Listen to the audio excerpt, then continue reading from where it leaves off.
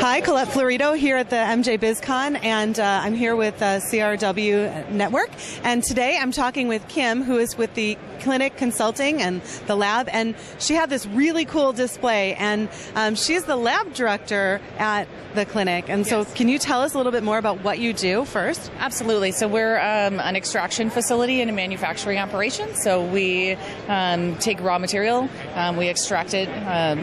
These products you see here with hydrocarbon extraction, basically we strip all of the active compounds off the plant and leave all that plant material behind. So it's a cleaner product that you can then use to formulate. So what you're looking at here are what we call cannabis concentrates. So this is a very popular product, and they come in all different forms. So depending on how you process it, how you remove the solvent, you're going to get different products. So this is what we would consider a live resin batter. And then THCA naturally wants to crystallize. So depending on how you treat that product, you basically form crystals or separate the terpenes from that product. So that's what you see here is THCA crystals in its purest form. This will contain what we call sauce. It will contain the terpenes separated from the THCA, and then we'll sell that on its own as an individual product. So this is just one of the many products we carry. We also take all of these products and then we infuse them into other products like tinctures, vape cartridges. You can take this and make edible oil, and so there's a plethora of things to do with it after. So what makes tell us about live resin? Why live resin? Absolutely. So live resin is taken from once the plant is harvested, it's frozen immediately. So it preserves the natural state of that plant as it was at that moment. So it preserves all of the terpenes, all of the cannabinoids, and it kind of locks it into that state.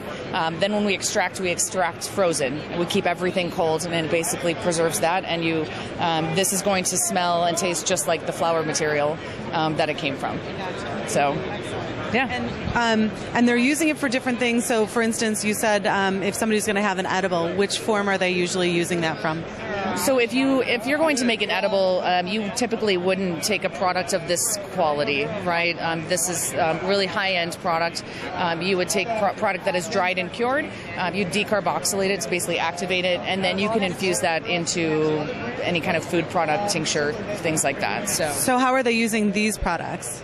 So people will consume these. It's what they call dabbing. So people will consume these very similar to how you would smoke flower material, but you basically heat up on the nail and you vaporize it. So people are big fans of this because you don't have the combustion, you don't have that plant material.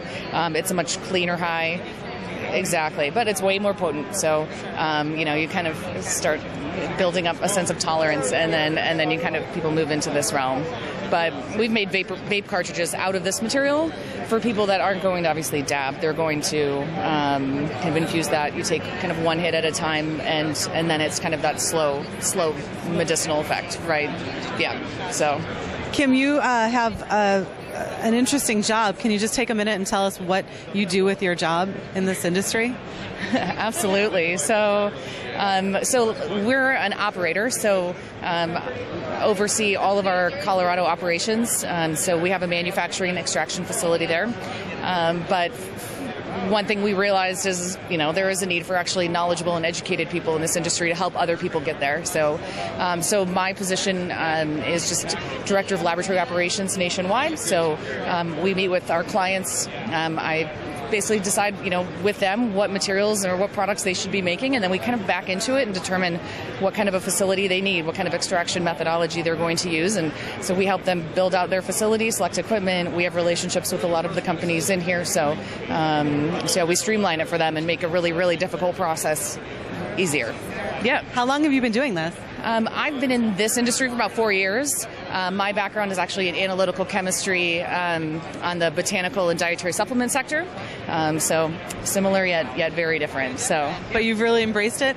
That's a woman in cannabis. I love it. Thank you so much for giving us some insight. If they want to know more about the products, a lot of this again is you're either going to find it at the lab or at the clinic. Excuse me. If you go to one of the dispensaries, how many states are you guys in?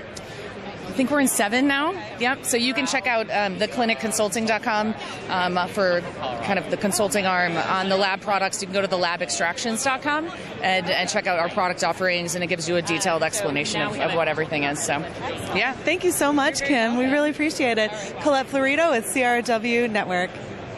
Thanks for tuning in to Cannabis, brought to you by CR World. To keep up with the latest in CBD and cannabis-related business, be sure to subscribe to our show.